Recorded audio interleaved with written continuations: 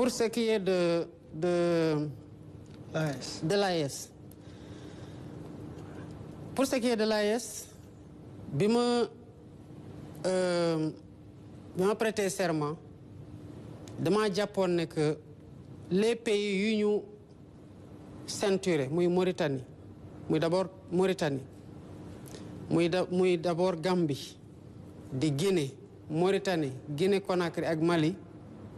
ñoo war a nekk ñun suñu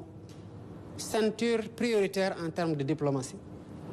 ma décidé balaa may dem fenn dinaa dem seeti leen j'ai fait le tour ci ni ma doon def le tour j'ai fini par comprendre que beaucoup de mes homologues m'attendaient dans leur pays et j'avais le devoir aussi d'aller me présenter à eux ñu bëri ci ñoom ma jaajëfal leen ni ñu ñëwee ci sama cérémonie de prestation de serment fexe tamit établir une relation de confiance entre les nouvelles autorités et ces pays-là ñu xam ne que Sénégal bi c'est le même Sénégal que c'est le même peuple et c'est la même amitié et la même fraternité la ñuy porter di ko nourrir à l'endroit de tous nos frères africains ci laa defee la tournée bi ngeen gisoon ma def te dese naa sax ba léegi ñaari dëkk yoo xamante ne dans la zone CEDEAO am naa fa yéen a dem et j'ai plein d'invitations au niveau de l'Afrique centrale j'ai prêché li ma jàppoon ne mooy la bonne parole parce que dama jàppoon ne les défensiers ñu fondé les outils d'intégration yu fi nekk muy CEDEAO muy intégration monétaire wala yeneen wala Union africaine def nañu seen wàll te ci conditions yi ñu ko defee moo gënoon jafe conditions yi ñu nekk tey pour war ko entretenir donc ma jàpp ne que l'heure est aux grands ensembles booloo mooy doole te ci jafe-jafe yu ñu am en termes de sécurité de défis sécuritaires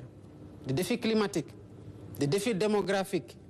ak yeneen type d'insécurité défis yu ñu am au niveau africain di ko partager te am des frontières yoo xamante ne mënuñu leen déplacer il était important que ñu renforcer les outils d'intégration gën a solidaire ci crise sécuritaire bi nga xamante ne am na au niveau du Sahel j'ai plaidé pour que nit ñi retrouver autour d'une table de négociation waxtaan pour préserver les chances d'un maintien d'une organisation sous-régionale forte jàpp naa ne bu ma defee loolu sama jaan wàcc na booba demaguma sax CEDEAO parce que sommet amagul woon bi sommet amee c'était en juillet les xëy na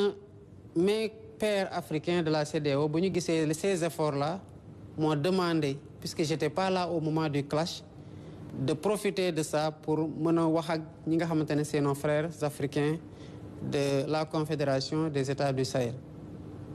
j'ai essayé de rester dans la même dynamique nommé naa un envoyé spécial def nañ des contacts discrets waxtaan nañu des contacts téléphoniques et tout il reste que ces pays-là comme d'autres sont souverains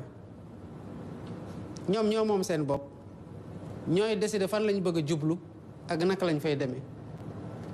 bu ñu defee lu ñu yaakaar ne moo gën ci intégration sous-régionale bi ñoom ñu def lu ñu xamante ne li nga xamante ne moom ñoom la ñu yaakaar moo gën ci ñoom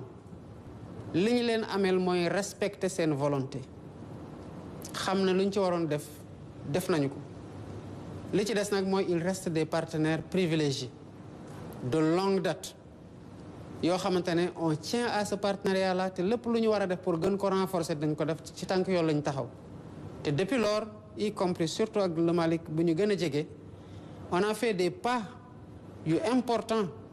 en termes de collaboration et de coopération sur les questions sécuritaires comme sur d'autres questions